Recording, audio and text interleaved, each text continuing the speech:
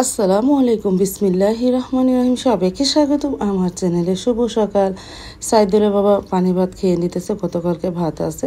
ভাত থাকলেই সাইদুল বাবা বলে একটু পানি ভাত করে রাখো, আমি সকালে নাস্তা খাবো না। আর আমি ডিম পোচ আর চা খেয়েছিলাম।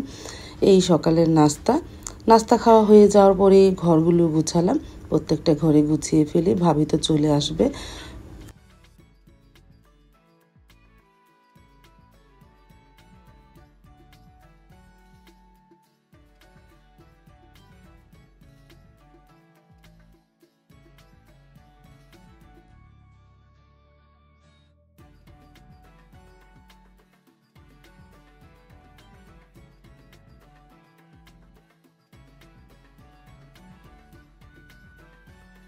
আর বাইরে তো মাশাআল্লাহ ভালোই রোদ উঠেছে। আজকে সোফার কভারগুলো ধুয়ে দিয়েছি, রোদ্রে আলহামদুলিল্লাহ যেন তাড়াতাড়ি শুকিয়ে যায়।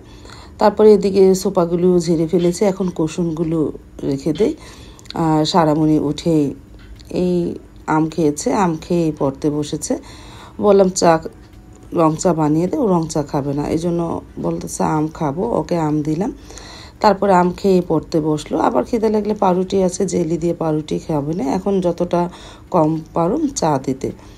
তারপরে তো রান্নাঘরে চলে আসলাম। আজকে একটু স্পেশাল করে গরুর গোস্তটা রান্না করব, এই জন্য বেরেস্তা করে নিতেছি।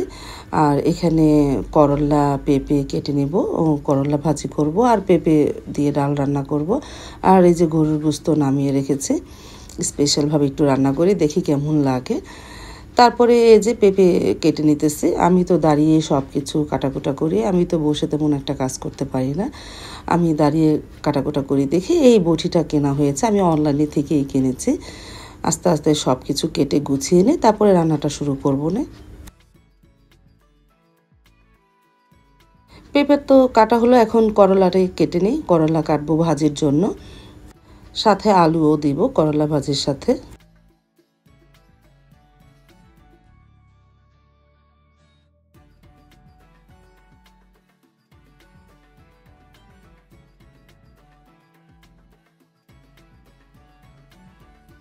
সবজি তো কাটা হয়ে গেল, এখন গরু গোস্তটা ভালোভাবে কেটে নিই।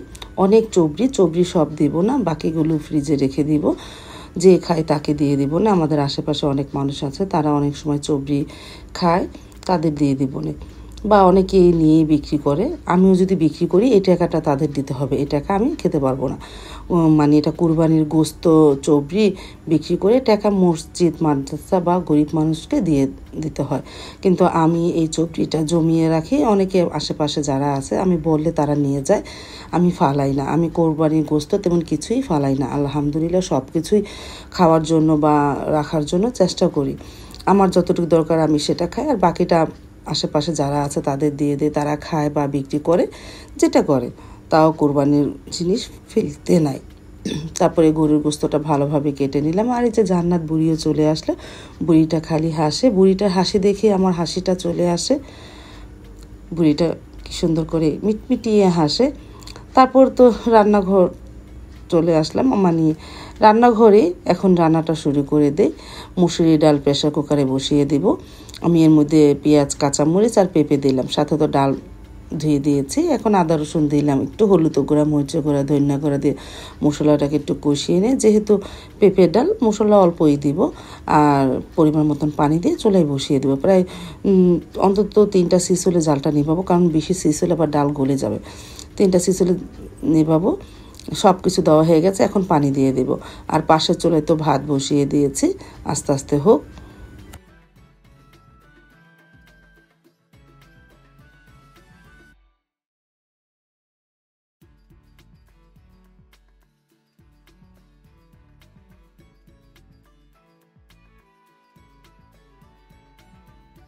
ডালটা নামানোর পরে সারা না সাবা বলতেছে, আম্মু একটু বুড়া ভেজে দাও। এই কাঁচকলার এটা ফ্রিজে ছিল, সেদিন ভেজেছিলাম কাঁচকলার বুড়া, সেটাই ছিল, এখন একটু ভেজে দিলাম, সাবা খাবে। এখন ঘড়িতে প্রায় 12:30 মতন বাজে। আর পাশে মানে বুড়া ভাজা হয়ে যাওয়ার পর করলা ভাজিটা বসিয়ে দিয়েছি, আস্তে আস্তে হোক। আর পাশের চুলায় ভাতও প্রায় হয়ে এসেছে, একটু পরে ঠিকা দেবো। আর এই ফাঁকে গরুর গোস্তটা মেখে ফেলি। এই যে গরুর গোস্ত ভালোভাবে ছোটো ছোটো করে কেটে নিয়ে এসে, আর এই যে বেরেস্তা আজকে বেরেস্তা দিয়ে গরুর গোশত রান্না করব। আমি অনেক বিয়ে বাড়িতে বাবুর্চিদের দেখেছি বেরেস্তা দেয়, কাঁচা পেঁয়াজটা দেয় না। এতে গরুর গোশত কালারটাও সুন্দর আসে, খেতে বলে মন খুবই ভালো লাগবে। আদা রসুন দিলাম, হলুদ গুঁড়া, মরিচের গুঁড়া, ধনিয়ার গুঁড়া দিব, আর দিব আমার হাতে বানানোর মশলা।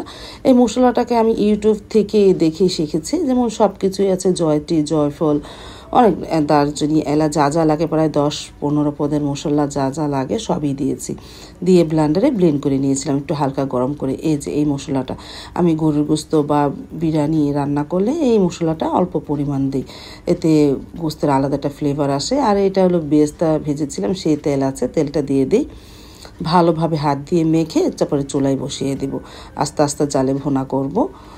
দেখি স্পেশালভাবে যেহেতু ভুনা করতেছে, আলহামদুলিল্লাহ মনে করি ভালোই হবে।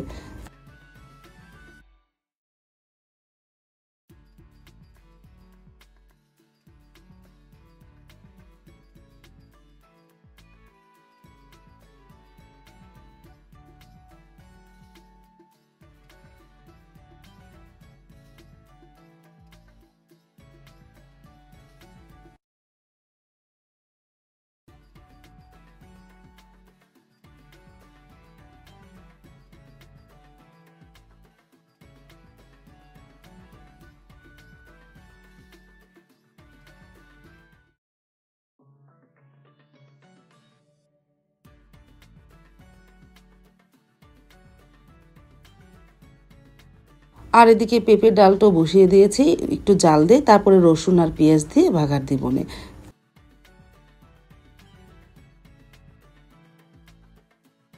তারপরে তো ভাজি ডাল হয়ে গেল, ভাতও হয়ে গেছে, আর আস্তে আস্তে চুলায় হচ্ছে গরুর গোশতটা। এই যে অনেকক্ষণ যাবতীয় কষাচ্ছি, আর একটু ভালোভাবে কষায়। ও এখন এর মধ্যে একটু কাঁচামরিচ আর রসুন দিয়ে দিব, সেটা ভিডিও দেওয়ার সময় একটু ভিডিও করবো, তোমাদের দেখাতে ভুলে গিয়েছি। আমি আলাম রসুন আর কাঁচামরিচ দিব। আমি অনেকক্ষণ যাবতীয় কষাচ্ছি, পানি যদি দরকার হয় তাহলে দিব, যেহেতু মানে কষা কষা ভুনা করব, পানি অতটা ঝোল রাখবো না। প্রায় আধা ঘন্টা পর আবারও তোমাদের দেখাচ্ছি। এই যে রসুন দিয়েছি, কাঁচামরিচ দিয়েছি, আর কতটা তেল উঠেছে। আস্তে আস্তে তেল আরও উঠবে, কষা কষা ভুনা হবে না, ভালোই লাগবে।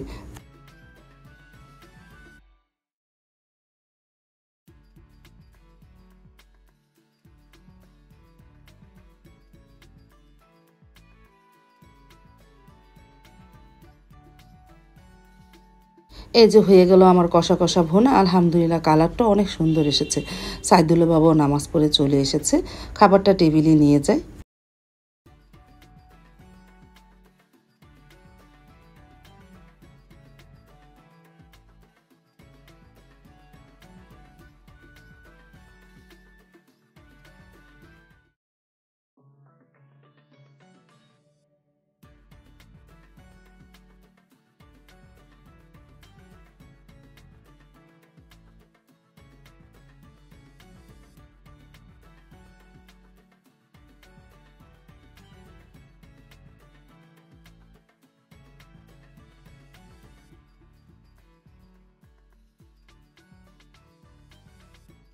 তারপর তো খাবারটা টেবিলে নিয়ে চলে আসলাম। আমি, সারামণি আর সাইদুল বাবা খেতে বসে পড়লাম। সাবাকে ডাক দিলাম, ও বলতেছে এখন খাবো না, ও খেলে শুধু গোস্তই খাবে, ও তার ভাত খায় না।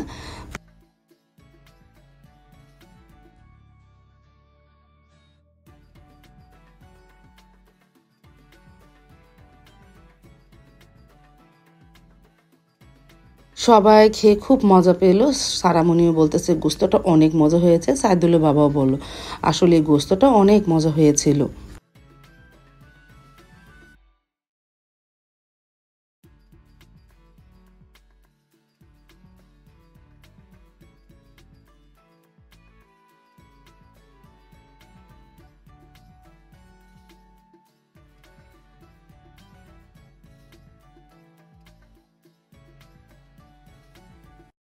তারপরে এই যে আমি রসুন আর গোস্ত নিয়েছি। রসুনটা তো অনেকটাই নরম হয়ে গেছিলো, এভাবে রসুনের থেকে কোয়া থেকে এভাবে রসুনের এগুলো বের করে ভাত দিয়ে মেখে, আর গোস্তটা তো আলহামদুলিল্লাহ অনেক মজা হয়েছিল, নরম হয়েছিল, খেতেও খুব ভালো লেগেছিল।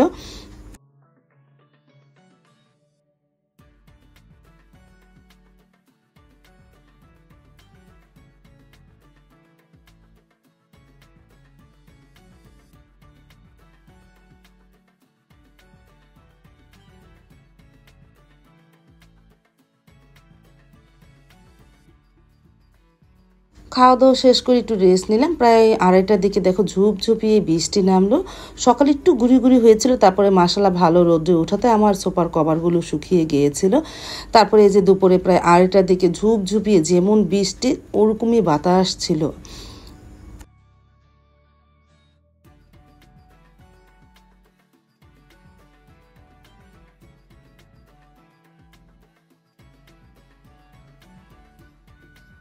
আজ তাহলে এই পর্যন্ত, দেখা হবে আগামীকালকে নতুন আরেকটা ব্লগ নিয়ে। আল্লাহ হাফেজ, আসসালামু আলাইকুম।